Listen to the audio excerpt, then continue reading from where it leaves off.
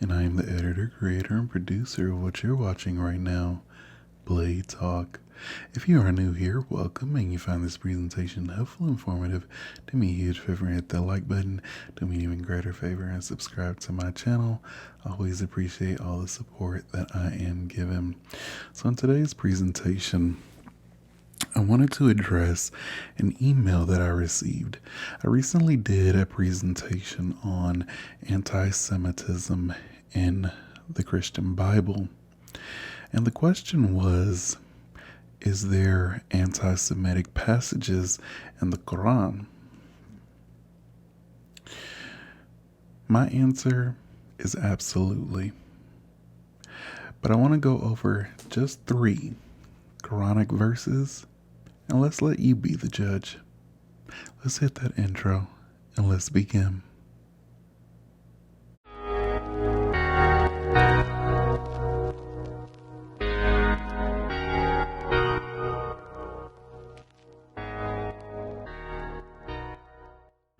Alright, so again, in my opinion, the Quran has many anti-Semitic verses.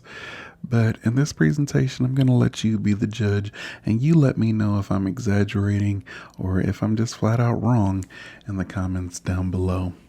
And this comes with a huge caveat, and that is that I'm not talking about what individual Muslims believe.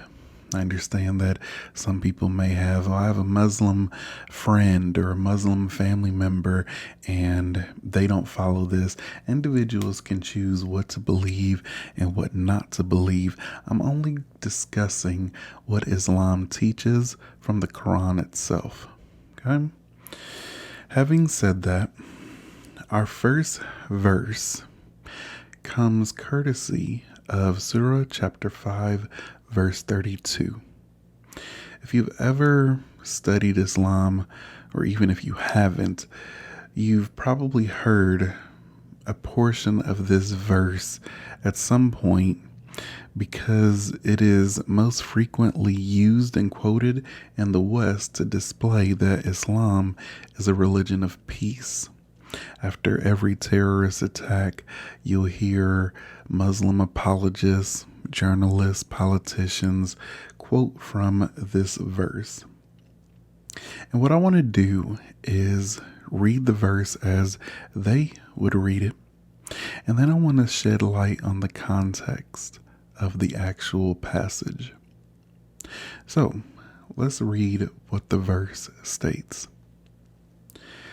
It states, if someone kills someone, it is though they have killed all of mankind.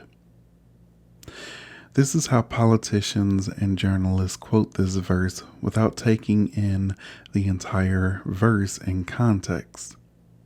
Again, it states, if anyone kills a person, it would be as if they killed all mankind. Sometimes they even go further and quote the next verse, which is, if anyone saved a life, it would be as if they saved life of all mankind. So let's see what Muslim apologists, journalists, and politicians leave out, shall we? Okay, let's read it in context. Because of that, we ordained for the children of Israel that if anyone killed a person, not in retaliation of murder or to spread mischief in the land, it would be as if he killed all mankind. And if anyone saved a life, it would be as if they saved all mankind. And indeed, there came to them our messengers with clear proofs, evidences, and signs. Even then, after that, many of them continued to exceed the limits by doing oppression unjustly and exceeding beyond the limits set by Allah by committing the major sins in the land. So, Did you catch it? I want to highlight 4 things about this passage. One is the Quran says that this is a revelation for Jews, the children of Israel. We ordained for the children of Israel. Number 2, we know where this quotation comes from. It comes from a rabbi in the Talmud. The Quran says that Allah ordained this for the children of Israel. So what Muslims are saying is that the Talmud, or at least a portion of it, came from Allah. Or was this rabbi Allah? Third, I want to draw your attention to the very next verse, which is in fact a commandment from Allah to Muslims. It states, anyone who disagrees or wages war with Muhammad shall be killed, crucified, or their hands and feet cut off. Interesting. The final point that I want to note about this verse is that anytime a Muslim quotes this verse to you, we should always remind them that it came from the Talmud. Jews rejected Muhammad as a messenger because he was stealing quotations from sages and making them appear as if they were revelations from Allah. And just for a quick bonus, the verse states that they could be killed for murder or spreading mischief in the land. Can you guess which land passage is referring to? Is it A, Canada? Is it B, China? Is it C, Germany? Or is it D, Israel? You guessed it, it's Israel. So the big takeaway is that Allah gave Jews authority over the land of Israel. So that would make Allah a Zionist. He says that the children of Israel have the right to punish people in their land if they are spreading mischief throughout the land. And can you guess of any groups right now, as I'm speaking to you, that are spreading mischief in the land of Israel? Anyone? You be the judge. The second verse that I want to draw your attention to comes courtesy of Surah 5, chapter 43. Chapter 5, verse 43. In that, the Quran literally asks the Jews who came to Muhammad, why are they coming to him when we have the Torah? So the next time a Muslim says that the Torah has been corrupted, be sure to point out this verse. And not only that, there is a dramatic illustration of Allah's point made by Muhammad in Sunan Abu Dawud 4449. There we see the reaction of Muhammad when the Jews come to him for judgment. Now, it's important to know in the 7th century Arabia, the person who judged a dispute would oftentimes sit on a judgment cushion. It's basically kind of like a pillow. Now let's read exactly what Muhammad does when Jews come to him asking for judgment. They set out a cushion for the messenger of Allah, and he sat on it. Then he said, bring me the Torah. It was brought, and he took the cushion from beneath him and placed the Torah on it, and said, I believe in you and in the one who revealed it to you. So the Jews bring a copy of the Torah, and Muhammad takes the Torah and places it on the judgment cushion, and then goes on to state that I believe in you, pointing to the Torah and the one who revealed you. So according to Muhammad, do Jews need Muhammad? No. We don't need his revelations. We don't need him as a prophet, because by the Quran's own statement, we already have the Torah. Notice also that Allah and Muhammad affirm the preservation and the continuing authority of the Torah itself. So be sure to mention this the next time a Muslim states that, well, the Torah has been corrupted, the Jews tampered with it. Kindly ask them when. Because when Muhammad had the Torah, he stated himself he believed in it and the one that revealed it.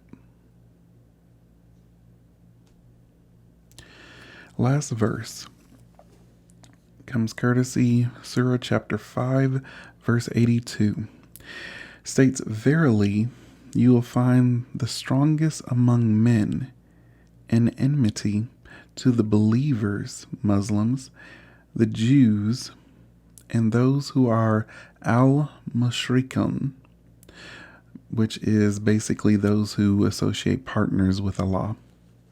And you will find the nearest in love to the believers, the Muslims, those who say, we are Christians.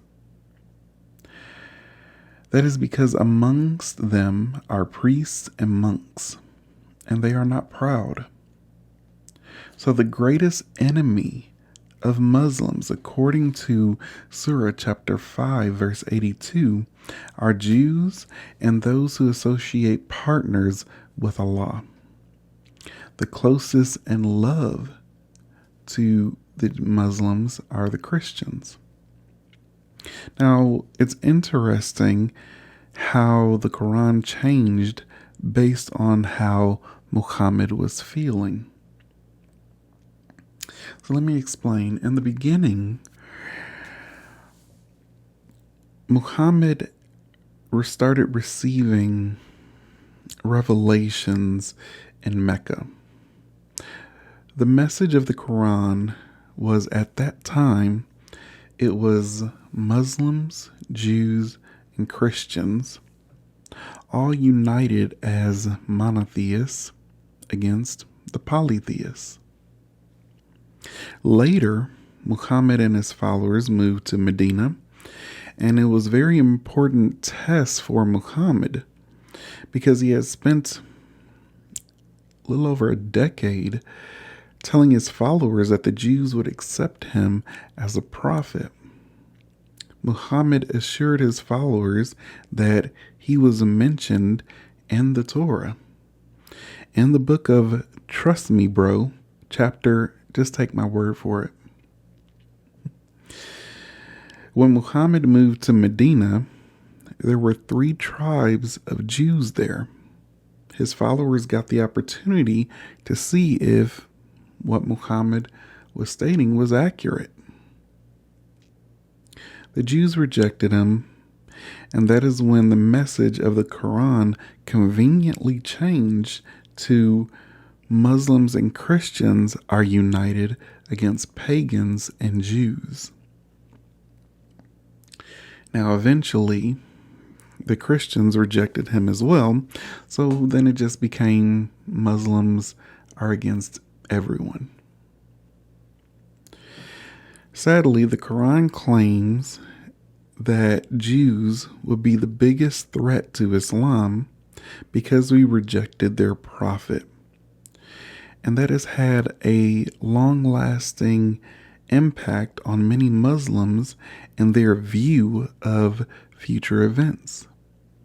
For example, in Sahih Muslim 7339, Muhammad states that the hour will not begin until the Muslim fight the Jews and the Muslims will kill them, until a Jew hides behind a rock or a tree, and the rock or tree will say, "O Muslim, there is a Jew behind me, come and kill him." So the question was, are there any anti-Semitic verses in the Quran? You be the judge. Putting all this together, though Muslims are adamant that Muhammad was perfect and never said anything crazy, right?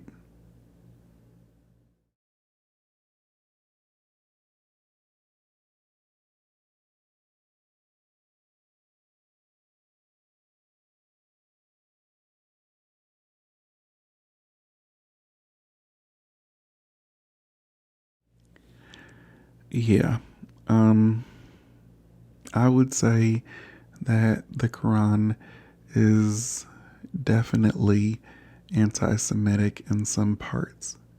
Muhammad's revelations kept changing as more and more people rejected him as a prophet.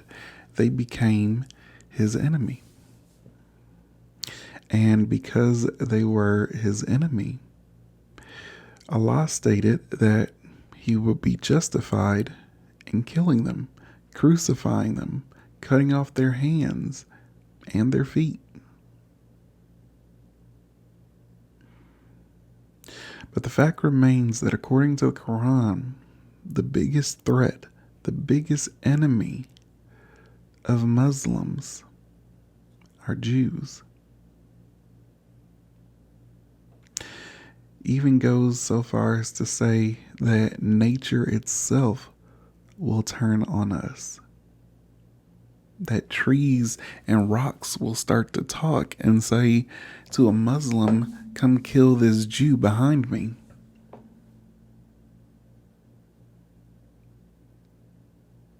Hope that answers the question. Again, you be the judge. If you found this presentation helpful and informative, do me a huge favor and hit that like button. Do me an even greater favor and subscribe to my channel. I always appreciate all the support that I am given. Thank you all so much for tuning in to Blade Talk. Be good to yourselves, be good to others, and until next Sunday, Shavua Tov, you all take care.